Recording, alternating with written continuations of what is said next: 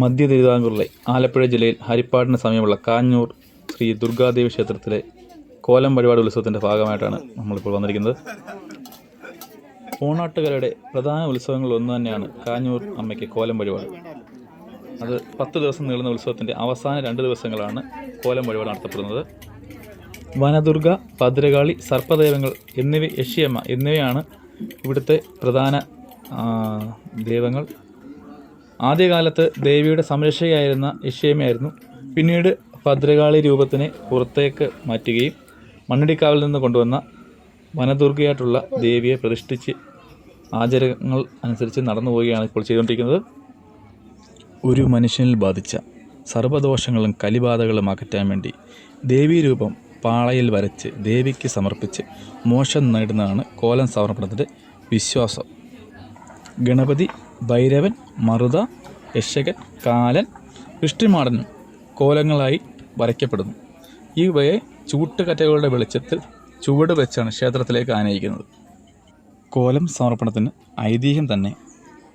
അസുര ചക്രവർത്തിയായ ദാരികനെ അടക്കി നിർത്താൻ കഴിയാതെ വന്ന ദേവന്മാർ മഹാവിഷ്ണുവിൽ അഭയം പ്രാപിക്കുകയും കാര്യങ്ങൾ പറയുകയും ചെയ്തപ്പോൾ മഹാദേവനോട് പോയി സങ്കടമുണർത്തിക്കാൻ പറഞ്ഞ കേട്ട് ദേവന്മാർ മഹാദേവനെ സമീപിക്കുകയും അങ്ങനെ മഹാദേവൻ ഭദ്രകാളിയെ ദാരിക നിഗ്രഹത്തിനായി നിയോഗിക്കുകയും ചെയ്യുകയാണ് സംഭവിച്ചത്.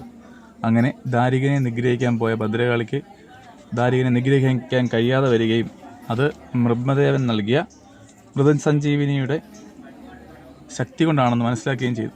ഓരോ യുദ്ധം സമയത്തും ദാരികൻ്റെ ഭാര്യ മൃതസഞ്ജീവിനി മന്ത്രം ഉരുവിട്ടുകൊണ്ടിരിക്കുന്നതിനാൽ ദാരികനെ നിഗ്രഹിക്കാൻ കഴിയാതെ വരികയും അങ്ങനെ അതിനൊരു പരിഹാരമായി ബ്രഹ്മദേവൻ തന്നെ പറഞ്ഞെടുത്ത ഈ മൃത്യുഞ്ജയ മന്ത്രം വേറൊരാൾക്ക് പകർന്നു നൽകിയാൽ അതിന് ശക്തി ഇല്ലാതാവുകയും ചെയ്യുന്ന കാര്യം അറിഞ്ഞ ദേവി നമ്മുടെ ഒരു ബ്രാഹ്മണ സ്ത്രീയായിട്ട് അവിടെ വേലയ്ക്ക് ചെല്ലുന്ന രീതിയിൽ തോഴിയായി ചെന്ന് അസുര ചക്രവർത്തിയുടെ ഭാര്യയിൽ നിന്നും ഈ മന്ത്രങ്ങൾ കൈക്കലാക്കുകയും അതിനുശേഷം ദാരികനെ നിഗ്രഹിക്കുകയും ചെയ്യുന്നു. എന്നാൽ ദാരികനെ നിഗ്രഹിച്ച് കോപമടക്കം കഴിയാതെ വന്ന ദേവിക്ക് മുന്നിൽ മഹാദേവൻ തടസ്സം കിടക്കുകയും അതിലും കോപം അടക്കാതെ വന്നപ്പോൾ ദേവന്മാർ വിഷമത്തിലാവുകയും ചെയ്തു. ആ വിഷമത്തിൽ അവർ ഭഗവാനെ കണ്ടു മുരുകൻ്റെ അടുത്ത് ചെന്നു. മുരുകൻ അങ്ങനെ ദേവഹിതം നോക്കിയ ശേഷം ദേവിക്ക് മുന്നിലേക്ക് പല രൂപത്തിലുള്ള കോമാളി വേഷങ്ങളുടെ രീതിയിൽ പാളയിൽ ചായങ്ങൾ ചാലിച്ച് പ്രകൃതിയിൽ നിന്ന് കിട്ടുന്ന ആദ്യമായിട്ട് പാളയിൽ ചായങ്ങൾ ചാലിച്ച് ഇത്തരത്തിലുള്ള രൂപങ്ങൾ ഉണ്ടാക്കുകയും ദേവിക്ക് മുന്നിൽ മുരുകനും മഹാദേവൻ്റെ ഭൂതഗണങ്ങളും നിന്ന് ആടുകയും ചെയ്തപ്പോൾ ഇത് കണ്ട ദേവി പെട്ടെന്ന് ശബ്ദയായി ദേവിയുടെ പുഞ്ചിരി വിടരുകയും ദേവി കോപം ശമിക്കുകയും ചെയ്തു എന്നാണ് ഐതിഹ്യം. അതിനാലാണ് നമ്മളൊരു മനുഷ്യജന്മത്തിൽ ചെയ്യുന്ന നമ്മുടെ അറിഞ്ഞോ അറിയാതെ ചെയ്യുന്ന പാപങ്ങൾക്ക് മോക്ഷം കിട്ടാൻ വേണ്ടിയാണ് ദേവിക്ക് കാഞ്ഞൂരമ്മയ്ക്ക് കോലം വഴിപാട് സമർപ്പണം നടത്തുന്നത്. 10 ദിവസത്തോളം നീണ്ടു നിൽക്കുന്ന വഴിപാടുകളാണത്.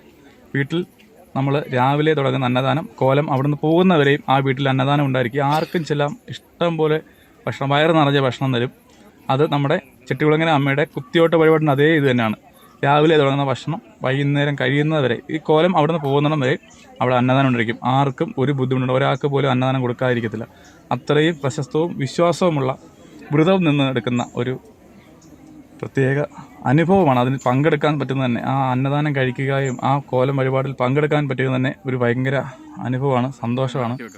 2 വട്ടം എനിക്ക് പോകാൻ കഴിഞ്ഞു. അപ്പോൾ അതിൻ്റെ ചെറിയ കാഴ്ചകളാണ്. എനിക്ക് ഒരുപാട് വിവരങ്ങളൊന്നും അറിയത്തില്ല. ചെറിയ വിവരങ്ങൾ അവിടെ നിന്ന് കിട്ടിയ അനുസരിച്ചുള്ള കാര്യങ്ങളാണ് ഞാൻ പറഞ്ഞിരിക്കുന്നത്. തെറ്റുണ്ടെങ്കിൽ ക്ഷമിക്കുക. അറിയാവുന്ന കാര്യങ്ങൾ ഈ വീഡിയോയുടെ കമൻറ്റായി രേഖപ്പെടുത്തി കഴിഞ്ഞാൽ കുറച്ച് അറിവില്ലാത്തവരിലേക്കും എനിക്കും കുറച്ച് അറിവ് കിട്ടുന്നതായിരിക്കും. അതുകൊണ്ട് നിങ്ങൾ അറിയുന്ന കാര്യങ്ങൾ ദയവായി ഇതിനകത്ത് കമൻറ്റ് ചെയ്യുക. അപ്പോൾ വീഡിയോയിലേക്ക് പോവാം. നമ്മൾ നിൽക്കുന്നത് NTPCക്കുള്ളിലാണ് കേട്ടോ.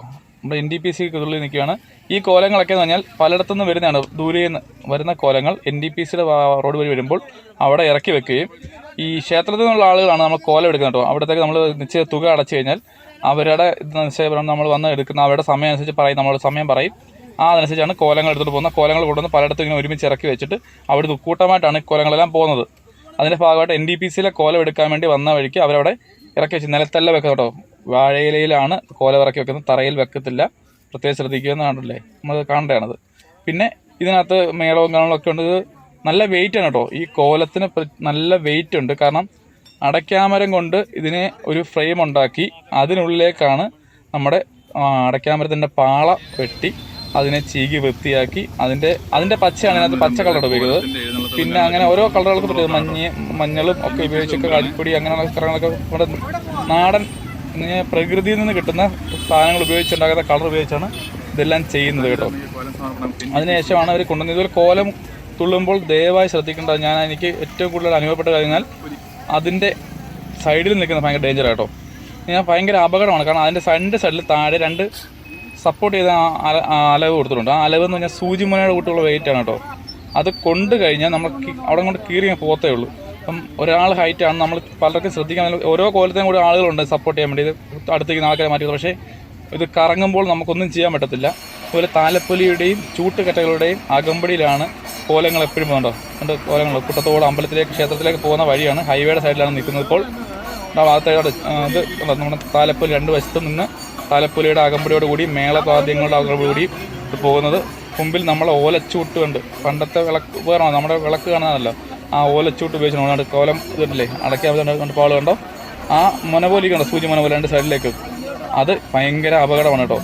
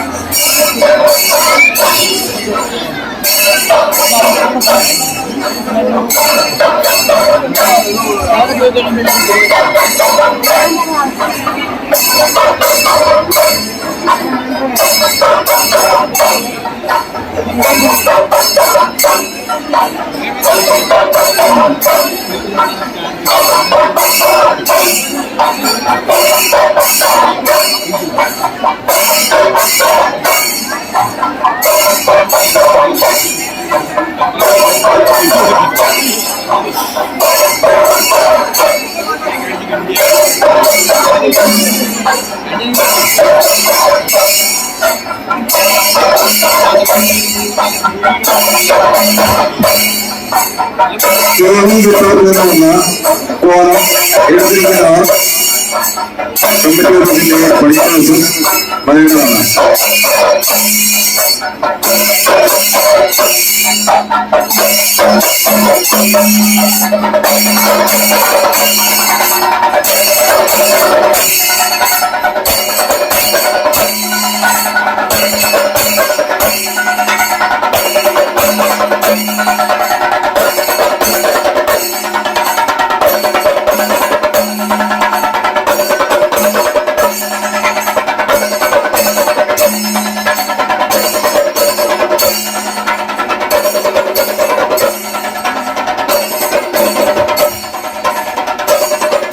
ഇപ്പോൾ ക്ഷേത്രത്തിലേക്ക് പ്രവേശിച്ചിരിക്കുന്ന കോലം വഴിപാടായി സമർപ്പിച്ചിരിക്കുന്നത് രാഘു നിവാസ്, സുരേന്ദ്രൻ ഏകകുളങ്ങര, കൃഷ്ണകുമാർ കല്ലേരിൽ, മധു കൈപ്പിള്ളി, രമേശ് ഗോവിന്ദൻ വെട്ടത്തേത്ത്, രവികുമാർ മഞ്ഞാടി, മധുകുമാർ കൊച്ചുവീട്ടിൽ.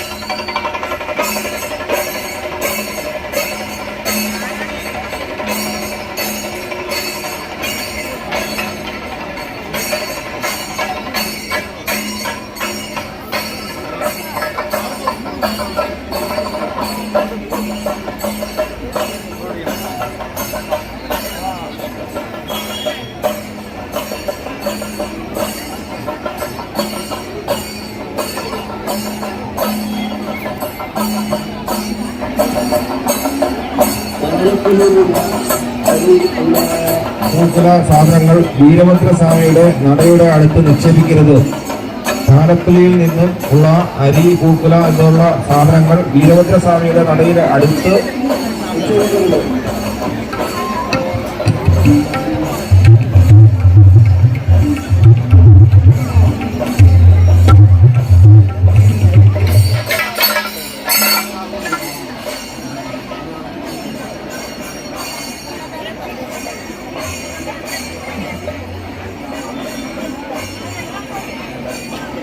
കിട്ടണം.